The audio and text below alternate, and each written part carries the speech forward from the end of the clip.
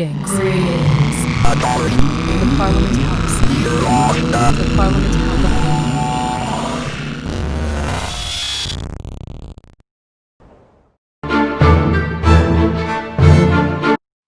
Hi, I'm Justin Alcala, author, novelist, and short story writer.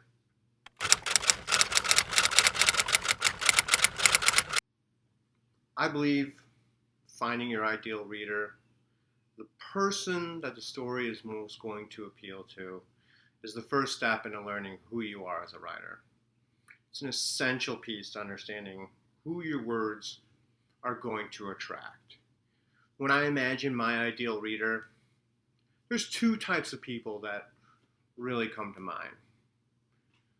The first tends to be a more young, diverse adult audience, and it's those people who didn't let their sense of humor run dry on the shores of turmoil, but instead kind of sharpen it like a pencil. The world, especially now, kind of this nasty place, and I want people to read my books, especially if they're racially different, as I am, being half Latino, suffering from a disability, or just misunderstood, to pick up my book and escape for a dry laugh or two. And it's because I like to establish a sort of flippant playfulness in the opening pages of any of my books, and find ways to talk about diversity, that I think people who open up find this dry comedy and dark wit with a kiss of rude banter, and they say, yes, I like this book. The second group is the one that likes to see the curtain of the everyday world drawn open to a more dark and magical universe. I like to incorporate the gritty, the morbid, and the downright spooky things that the everyday person sees, and explain it through the supernatural. I want dangerous villains who are only put in place by slightly less threatening anti-heroes. And I don't imagine book elite as my audience. I dream about teachers and morticians and garbage men. And these are the people I draw on. That is my ideal audience.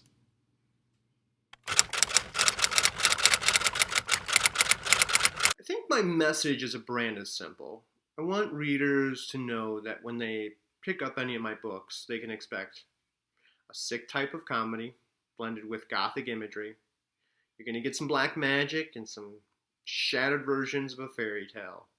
And you're going to get a good story. Nothing in my stories isn't licked by these ideas, I like to think. And even my most beautiful, enchanting pieces have a dark undertone. As an author, that's a little tougher. The most important message, I think, that I want written on my epitaph is that not only is it okay to be weird, to be dark and quirky, it's fantastic. The world likes to punish people who are different. Boo to those people. One of the worst things I did as a young kid is hide the fact that I was a bit nerdy, a bit weird, and that I just didn't see the world like everyone else. And that's like trying to change your DNA. It's kind of impossible. And it really wasn't until I started growing up and writing and just opening up a bit that I learned, well, hang on a second. People like that I'm different. At least the people that matter. And wait a minute.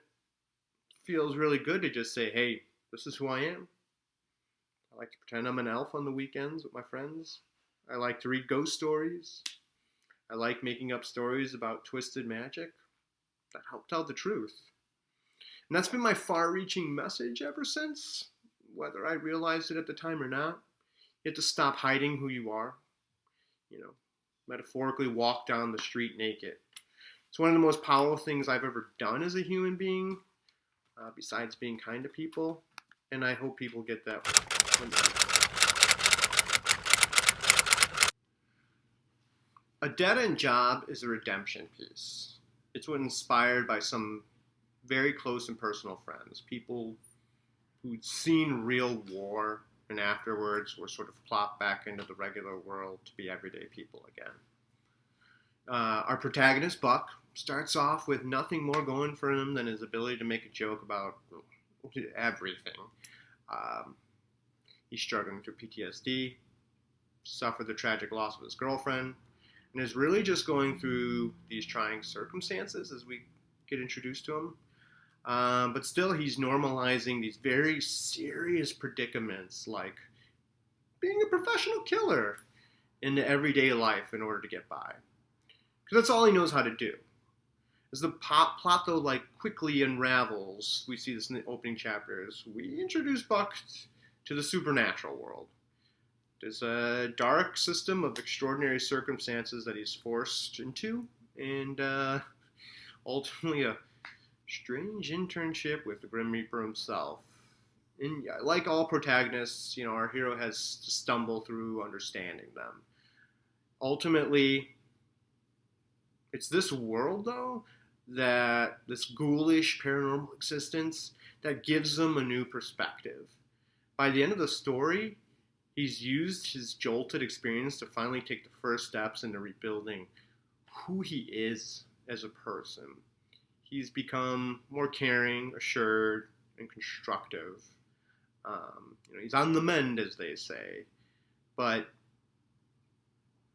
it couldn't have happened if this world wasn't shaken up first. And it shows that even the most broken people have a place in this world.